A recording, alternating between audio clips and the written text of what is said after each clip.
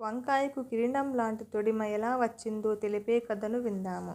ఈ కథ భలే ఉంటుంది కనుక చివరి వరకు వినండి.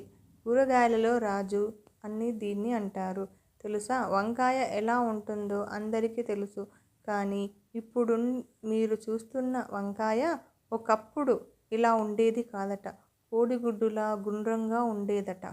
పైన తొడిమే కానీ కాగడా కానీ ఉండేవి కావట.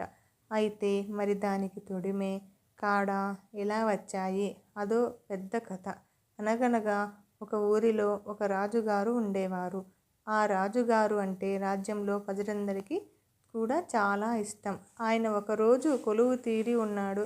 అంతలో రాజుగారి కోసం ఒక బహుమానం తీసుకుని వచ్చాడు ఒక రైతు. మహారాజా, ఇది నా పొలంలో ఒక చెట్టుకు కాసిన కాయ. దీన్ని మన ప్రాంతంలో ఎవ్వరూ చూడలేదు.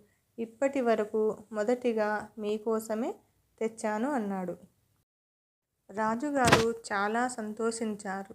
ఆ కాయ తీసుకుని రైతుకు బహుమానం ఇచ్చి పంపించారు.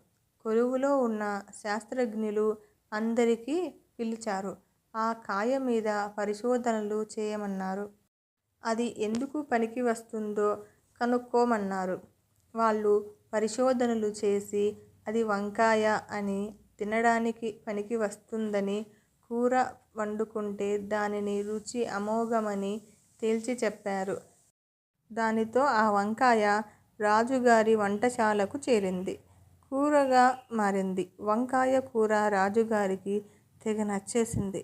రోజూ వంకాయ తీసుకురమ్మని రైతుకు ఆజ్ఞాపించారు.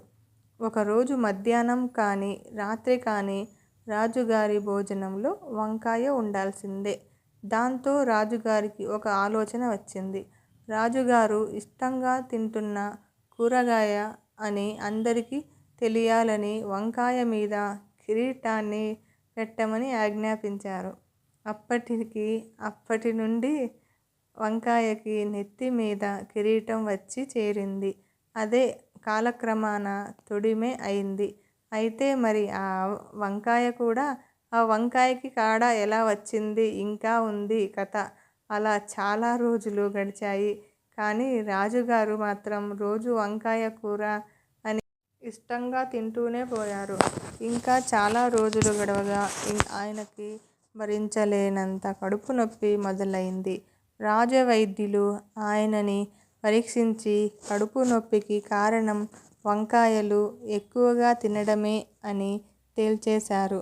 దాంతో రాజుగారికి ఎంతో వంకాయ మీద ఒళ్ళు మండింది. తన కడుపు నొప్పికి కారణమైన వంకాయను ఆయన కఠినంగా శిక్షించాలని అనుకున్నాడు.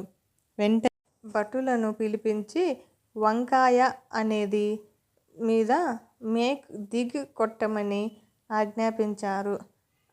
రాజుగారు తలుచుకుంటే జరగనిది ఏముంది? దాంతో వంకాయ తొడిమ మీదకి మేకు ఇలాంటి కాడ వచ్చే చేరింది. అదన్నమాట వంకాయ తొడిమ కాడల కిరీటం కథ. ఈ వీడియో నచ్చితే లైక్ చేయండి, షేర్ చేయండి, సబ్స్క్రైబ్ చేసుకోండి. మా పక్కన ఉన్న బెల్ ఐకాన్ని యాక్టివేట్ చేసుకోండి. మేము వచ్చే వీడియోస్ మీకు ముందుగా నోటిఫికేషన్ వస్తుంది. ఈ వీడియో పూర్తిగా చూసినందుకు ధన్యవాదాలు.